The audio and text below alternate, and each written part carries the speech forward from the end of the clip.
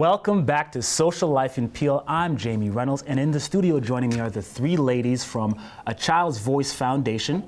We have Roslyn, Nicole, and Amalia. Welcome, ladies. Thank you for joining us in the studio today. Thank you for having us. So what is A Child's Voice Foundation? Okay, well, A Child's Voice Foundation is a children's charity that helps sick and disadvantaged children by providing wigs, small medical appliances, food and clothing, things that the government doesn't pay for. Why would they need wigs? Why would children need these things? Well, we have a lot of children that have cancer or have alopecia or trichotillomania. They're losing their hair, so they need somebody to help them regain their confidence and stuff. And this is something we do because wigs are very expensive. So let's talk about the wigs. How does the process work? Would a person show up and request your services, or would they be contacted by someone on your behalf? Well, how the Angel Hair for Kids program works is we work with social workers and medical professionals, and if they know that there's somebody who needs a wig, they will contact us. We do have an application process they have to go through, and once they are approved, then we send them to our hair solution professionals. Okay. Can we talk about the wigs? I know that Amalia has one of those wigs down at the end there. Sure. Amalia is our director of the Angel Hair for Kids program. So let's take a look at that wig. Could you hold it up for us to see? Yes. Well, this is just one of the wigs that we have designed. Our design is based on the different types of reasons of hair loss. As Roslyn mentioned, we help children who go through chemotherapy treatment, who have lost their hair, or cranial radiation. This is something that we would put on. The way I have designed it, it has been designed for comfort. It has been designed in a size that fits that child. The hair density is so that it looks like it's growing out of their own hair. And the whole idea behind this is we want to give back their self-confidence and their self-esteem depending on while they're going through whatever the reason they're going through. As I said, it could be chemo, could be alopecia, which is an autoimmune condition. It could be trichotillomania, which we're seeing unfortunately a lot more, and that's hair pulling. And what this does to a child, it really destroys their self-confidence and self-esteem, and also encourages bullying at school. So our job as a foundation is to fit these children with whatever prosthetic they require, so that we can give them back that self-confidence, so that that bullying will start. And these are for children that come from families that can't afford to invest in a product like this. When you say investment, how much would one of those prosthetic wigs go for? Okay, so if they're visiting a hair loss clinic, they'll be looking at anywhere between $1,200 to $2,500 to purchase a human hair wig that has been specifically designed for that particular child. As a foundation, we use hair that has been graciously donated to us by the children themselves, by the community.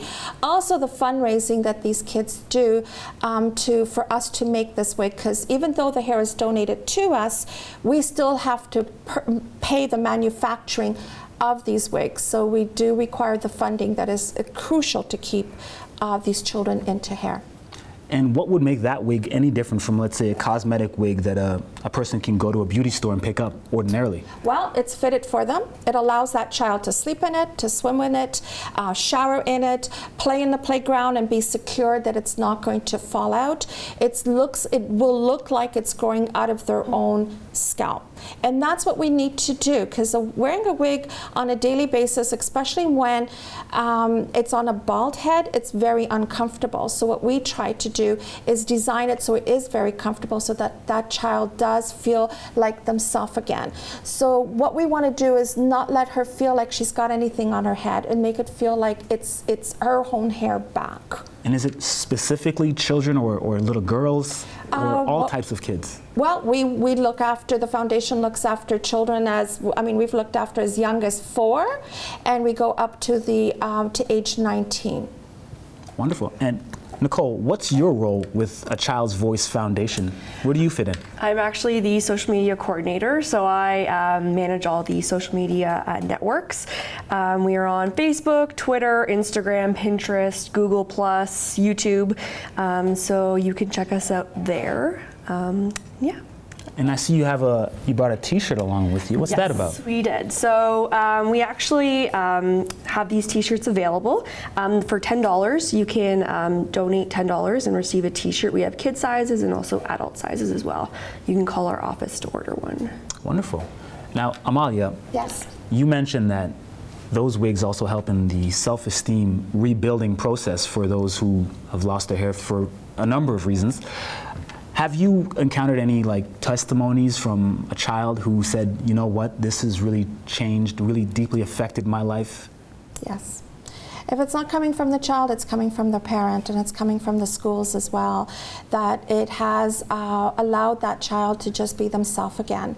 It's very important. Hair is our crowning glory, and image is so important for a young teen. So when I say children, it's the teenagers that's mainly the ones that are very much affected. The younger kids they're pretty comfortable in themselves. They're still not too sure about their image, but it's when you become 12, 13, 14, 15, 16, this is where it's so important, so that they're just like their own friends, and that's what we want them to be. It allows them to stay in school. Like I said, it really reduces on the bullying.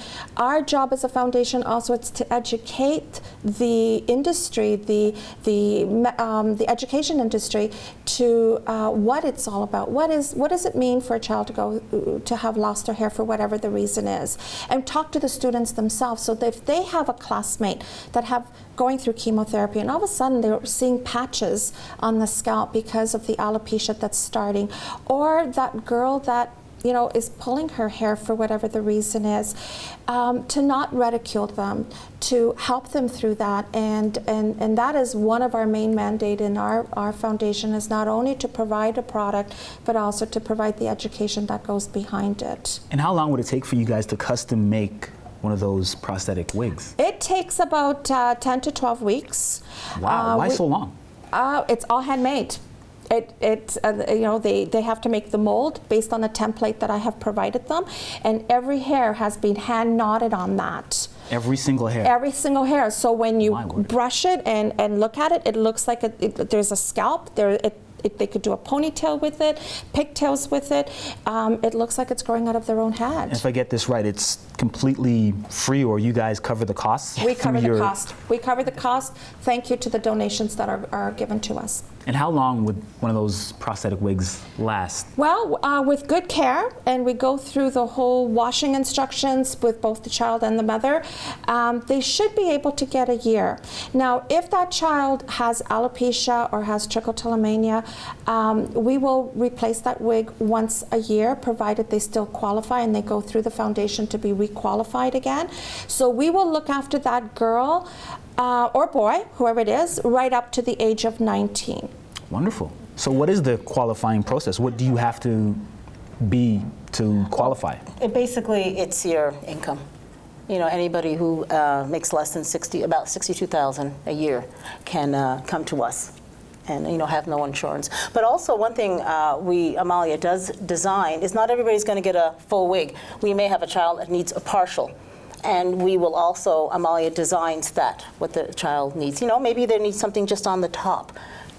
She designs that. So, do you guys have any upcoming events? Maybe a fundraiser that's happening anytime soon? How do you guys generate funds or donations? Is it through the website, through the social media that Nicole all of the above.